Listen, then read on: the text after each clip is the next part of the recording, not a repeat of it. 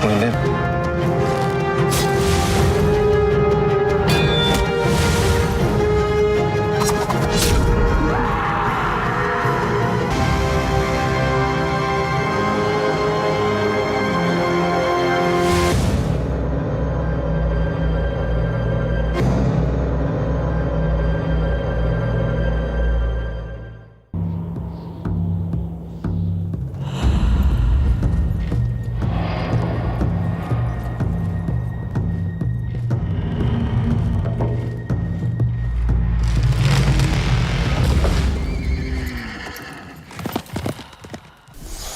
გამარჯობათ მეგობრებო, არხის გამომწერებო კარგო ხახნო.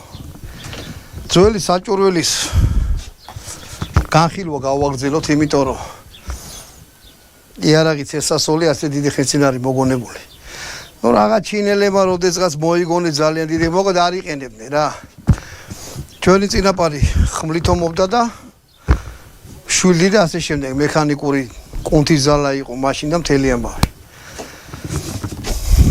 აი ესეთი აბჯარი მაქვს. მინდა რომ გაგაცნოთ რომაელი ცენტურიონის ტანსაცმელი.